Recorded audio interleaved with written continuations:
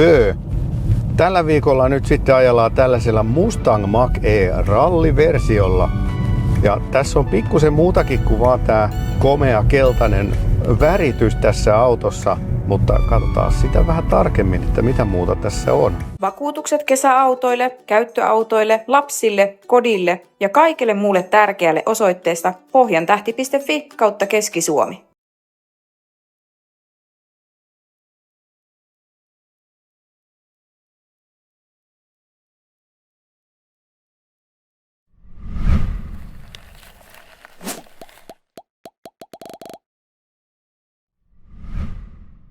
Lähdetään siitä ulkonäöstä taas tietysti liikkeelle ja tähän on vähän laitettu nyt lisäherkkua. Eli tää on keltaisen värin lisäksi tässä on vähän tällaista ralliraidotusta. Tuollaiset mustat teippiraidat vedetty auton yli. Mutta sitten löytyy myös tuolta takaa aika muhkeen kokoinen takaspoileri. Aika todella iso ja näyttävä. Myös toi etupuskuri taitaa olla pikkusen eri lailla muotoiltu ja sitten toi niinku maski tossa on umpinaisempi ja vähän tuollainen mattapintainen ja myös toi katon reunat, niin ne on vähän tuollaista harmaata mattapintasta pinnotetta tai maalia siinä, vai onko peräti muovia, mutta tosi sellainen selkeän yksinkertainen, että on periaatteessa kahta väriä, mustaa ja keltaista ja sitten on vähän tuollaisena aksenttivärinä nuo valkoiset vanteet, mutta siinä sitten niinku kaikki. Tosi tyylikäs kokonaisuus, että jos niinku joku olisi mulle sanonut etukäteen, että nyt tulee ralli Mustangi, niin se ei ehkä kuulosta kovin houkuttelevalle, että ralli ja Mustangi ei niinku jotenkin kohtaa mun ajatusmaailmassa. En mä nyt sano, että tää nyt mikään ralliauto on, mutta ihan kiva ajatus kuitenkin tehdä vähän tällaisia erikoismalleja, mikä osoittaa myös sen, että alkaa niinku olemaan nämä tällaiset yleisimmät autoluokat kohta täytetty ja nyt sitten aletaan tekemään tällaisia erikoismalleja jo. Ja tavallaan tämmöisen erikoismallin tekeminen ei nyt vaadi ihan mahdottomia kuitenkaan sitten autotehtaalta, jos tässä nyt tehdään vaan tällaisia pieniä, lähinnä kosmeettisia juttuja. Tosiaan noi vanteet on nyt sitten aika kisaset vanteet, on todella tukevat rallivanteet ja rengasta on nyt sitten vähän enemmän, että on saatu sellaista pehmeyttä, mikä kyllä tuntuu tosi hyvin tässä ajossa. Että tässä huonollakin talvisella polanteisella tiellä, niin nämä on kyllä aika miellyttävät nämä renkaat. Ja tietysti se isompi renkaan halkasia niin tekee myös sit pikkusen maavaraa lisää. Kyllä niin kuin mun silmä lepää tässä autossa jollain kierrolla tavalla tää ralli Mustangi, niin tää on aika maukas paketti, että kun on saatu pienet tällaiset lisäyksityiskohdat ja tää väri tekee kyllä niinku tosi paljon, että melkein toivoisin, että ei tehtäisi enää muuta kuin tällaisia keltaisia Mustangeja, ne harmaat ja tummansiniset niin mustat Mustangit, niin ne pitäisi kieltää. Tulee jotenkin nämä auton muodot tosi hyvin esiin tässä keltaisessa värissä. On kyllä ilo meikäläisen silmälle ainakin. No sitten hypätään tänne sisälle, niin täällä ei oikeastaan ole mitään muutosta tapahtunut. Ehkä tässä on nyt tällaisia valkoisia somisteita tässä ratissa ja sitten noissa penkin selkänojissa. Et penkit on niinku ihan hyvät penkit. Selkänojassa on aika hyvin sivutukea, mutta istuinosassa vähän vähemmän. Ja ehkä istuinosan säätöjä kaipaisin pikkusen lisää, että saisi etureunaa vähän ylemmäs tai takareunaa alemmas. Et ihan sellaista pientä säätöä vaatisi vielä. Sitten tämmönen on huomattu myös tässä, että aika herkästi alkaa huurtamaan ikkunoita ja sitten täytyy vähän laittaa puhallusta lisää. Ja se niinku tulee yhtäkkiä vaan se huuru sinne, ettei nyt ihan selkeästi ole mikään muuttunut. Mutta joo, sisustassa ei sikäli niinku ole mitään muutosta tapahtunut, että kaikki on aika samannäköistä kuin GT Mustangissa muutenkin. Ja sikäli siis kaikki on ihan hyvin kohdalla, että tää on aika hillitty. Täällä ei mitään nappulaviidakoita ole. Ratissa on eniten nappuloita ja iso keskinäyttö pystyssä ja sitten tää monitoimimylpyrä sit tossa näytön alla. Tästä mä en kauheasti tykkää tästä ajosuunnan valitsemista. Tää on tällainen pyöritettävä mylpyrä tämäkin, mutta se ei jotenkin. Nämä mitkä on tässä lähempänä ohjauspyörää, niin ne vaan toimii käytössä niin paljon paremmin. Tai sitten ihan se eteen ja taakse työnneltävä kepukka tossa, niin ne on jotenkin helpompia käyttää. Mutta ihan tällainen tilavahan tää on täältä sisältä ja takapenkilläkin on ihan hyvin tilaa. Mutta ehkä tää vähän tuntuu vanhalle jo tää Mustang. Ja sitten varsinkin niinku tuossa ohjauspuolessa, niin ohjaustuntuma on siis hyvä, mutta tää on todella kankea kääntymää. Tää tuntuu noiden Volkswagen Groupin tuotteiden jälkeen, että tää on aika tosi kömpelö, kun etupyörät ei käänny kunnolla. Mutta sellainen pikku juttu, että monesti näistä uusista sähköautoista puuttuu toi takalasin pyyhkiä, mutta tässä Mustangissa semmonen löytyy. Mutta mä tykkään kyllä, että täältä on hyvä näkyvyys. Jos nyt mä vertaan siihen Porsche Macaniin, joka mulla oli tässä just tätä ennen, niin tässä on kyllä huomattavasti parempi tää näkyvyys, varsinkin tuohon auton eteen. Ja kivasti näkyy noin Mustangin muhkeat konepellin muodot tossa sit myöskin. Nyt oikeastaan tää väri tuo tän auton muodot esiin. Ja jos en nyt vielä sanonut, niin sanon vielä kerran, että kaikki muut värit pitäisi tässä Mustangissa oikeastaan kieltää, kun tällaiset kirkkaat värit. Tää on jotenkin niinku paljon paremman näköinen auto kuin ne mustat tai harmaat. Joissain kohtia nyt tässä sisustassa ja käytettävyydessä, niin tää on jo vähän nyt tuntuu vanhalle. Varsinkin nyt kun on päässyt sillä Caprilla ajamaan, niin jossain kohti tää on niin jotenkin amerikkalainen, mikä mua vähän tökkii. Varsinkin nyt näinä aikoina tökkii varmaan kaikki amerikkalaisuus vähän enemmän tai vähemmän erään henkilön vuoksi. Mutta Mustang on amerikkalainen, tehty Meksikossa, Ford Capri on eurooppalainen ja tehty Euroopassa, niin kyllä se jotenkin vaan istuu meikäläisen mielenmaisemaan paremmin kuin tämä. Mutta onhan sitten tässä näitä ajo-ominaisuuksia sitten taas vähän enemmän kuin siinä Caprissa, ja tehohan tästä löytyy, joka on 480 hevosvoimaa, vähän reipas semmonen. Tää on siis GT Mustangin ominaisuudet tässä ralliversiossa, ja nelivetoa löytyy. Ja nyt sitten se uusi ominaisuus oikeastaan on sitten nuo iskuvaimentimet. Tässä on Magnoridin iskarit. Niissä sitten löytyy uusi säätö, joka on tällainen Untamed tilassa, tällainen rallisport, joka sitten myös tietysti säätää luistonestoa ja kaasupolkimen vastetta. Ja tuossa päästiin Pajamies HP:n kanssa vähän jääradalle kokeilemaan tätä autoa, mutta ei se jotenkin oikein niinku taittunut siellä, tai sitten se vaatisi vähän pidemmän tutustumisen.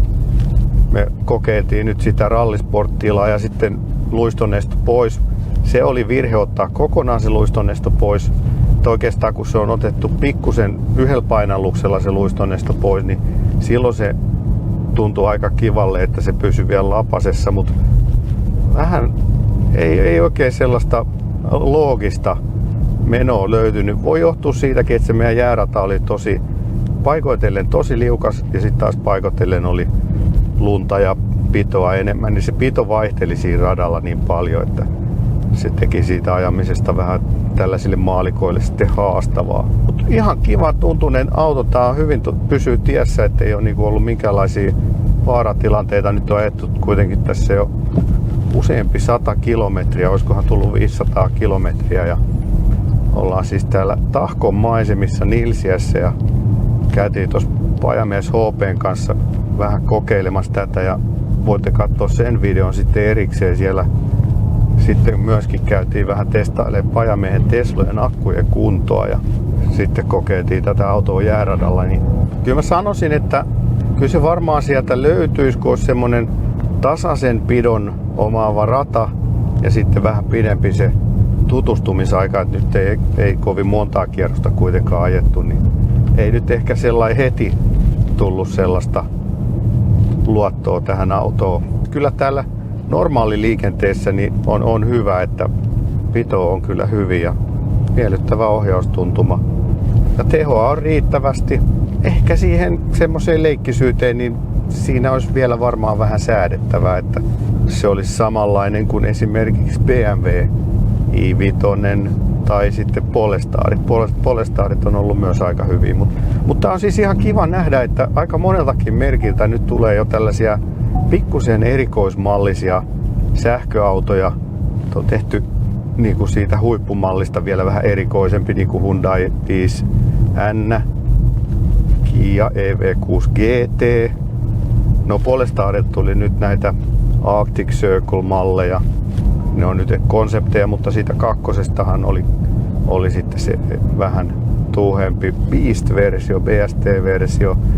Tää on ihan kiva, että aletaan tekemään sitten jo näitä sähköautojen erikoismallejakin niitä haluaville.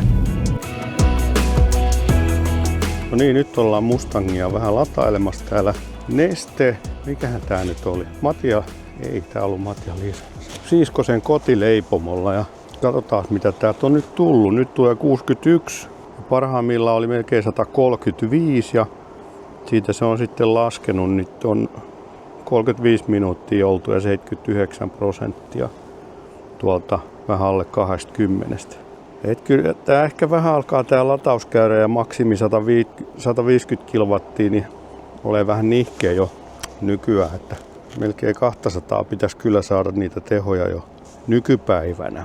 Tuossa kun katselin tätä autoa tuossa latauksessa, kävelin vähän kauempaa sivulta kohti autoa, niin hyvin näkyy, miten nerokkaasti on saatu nyt visuaalisesti tehtyä tästä hyvin kupeamainen tuolla värityksellä. Eli toi kattolinjahan oikeasti nousee tuolla takana, tai ei nouse, mutta jatkaa enemmän vaakasuorassa kuin miltä toi kyljen keltainen väritys näyttää, niin se aika hyvin häivyttää ton pikkusen möhkelemäisen olemuksen, niin sillä värillä saadaan kyllä hienosti peitettyä tää. Että nerokasta työtä, mutta tämähän nyt on ollut tietysti muissakin Mustang-makeissa jo aikaisemmin, mutta ehkä se tässä värissä nyt korostuu entisestään, koska se musta häviää sinne ja se keltainen on niin voimakas.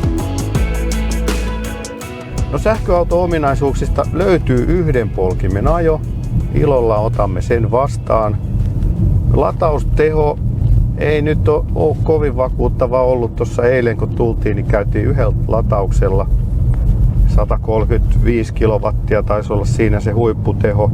Et ihan kohtalaista, ja tänään menin kylmällä akulla laturille ja se lähti sieltä jostain 40, se nousi aika äkkiä sinne 80. Että sikäli niinku ihan ok se lataus käydä sit kylmänäkin, ettei nyt mitään paniikkia tule, ettei se tuntia kestä kuitenkaan se lataus 80% silloinkaan. Akkua on semmonen 95 kilowattituntia, eli aika iso akkuhan tässä on. Kulutus on sitten tietysti ehkä se huono puoli näissä sähköauto-ominaisuuksissa. Katsotaan mitä se nyt on ollut tällä hetkellä. Nyt on tietysti pikkusen vähän räppäilty tuolla radallakin, mutta no, tämän päivän ajot on 27, 28 olisi nyt toi 900 kilometrin keskiarvo. Vähän epäilyttää kyllä, että miksi on 28 keskiarvo myös 6000 kilometrin keskiarvo. Voiko se olla ihan sama? Pikkusen kovan puoleen toi kulutus, mutta annetaan se anteeksi, koska akkua on sitten enemmän, että toimintamatka on kyllä ihan hyvä, että Vantaalta tänne Tahkolle päästiin yhdellä latauksella tuossa Mikkelissä ja sittenkin jäi vielä täällä perillä ihan reilu 100 kilometriä toimintamatkaa, että aika mukavaa matkantekoa tää on. Tuosta ajoavustimista pitää sanoa, että toi vakionopeussääde, niin se ei ollut kyllä nyt ihan meikäläisen mieleen, että se vakionopeussääde teki sellaista pumppaavaa liikettä. Tossakin moottoritiellä ajettiin, niin nopeus oli säädetty 110, niin se pumppasi sillä aika vielä tasaisesti toistuvasti johonkin 105 ja sitten takaisin 110. Sellaista ihan ilman mitään syytä, mitä ei näkynyt.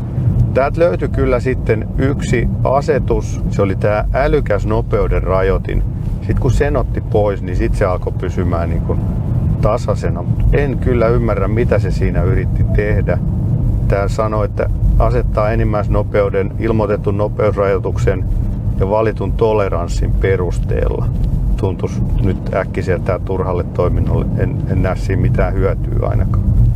Mut niin, siis toimintamatka tällä kulutuksella nyt sitten on näin talvikeleissä semmonen reilu 300 kilometriä, jos ihan tyhjäksi ajaa. Ja sitten varmaan kesällä niin sit saa laittaa sen 100 kilometriä lisää, että kyllä tää sillain niinku ihan pätevä kulkinen on. Joo, vielä tuosta takakontista piti sanomaan, että takakonttihan nyt ei ole enää siis, Capris taitaa olla jopa vähän isompi, mutta sitten löytyy 100 litraa frankkitilaa tuolta edestä, mitä sitten taas siinä Caprissa ei löydy, niin kyllähän tässä niinku sillai kuljetuskapasiteettia on hyvin. Ja hinta on 74 190, oliko tässä jotain lisävarusteita? Ei mitään. Tää on nyt vakiovarusteet. Voisikohan noi lisävalot sit myöskin lisävaruste, koska aika monessa esitekuvassa näkyy tuossa maskissa pienet, olikohan ne sumuvalot sitten siinä, niin tässä autossa niitä ei ole.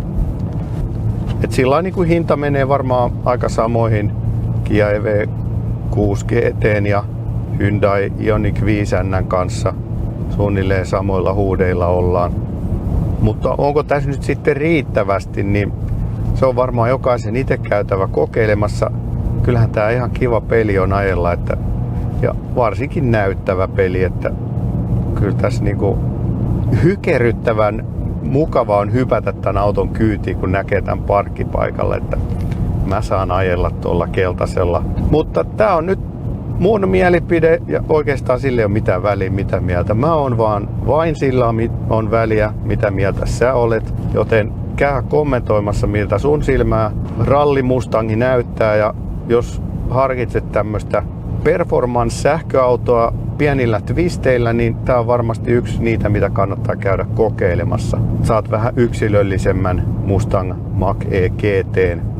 Hieno auto kyllä, ja käykää kokeilemassa ja palataan seuraavalla sähköautovideolla. Ja muistakaa tilata kanava, ja voisitte myös harkita Bö Plus-jäsenyyden tilaamista, koska sitten saatte nämä videot aina ennen kuin muut näkee näitä, niin heti kun nämä ladataan sinne nettiin, niin pääsette katsomaan.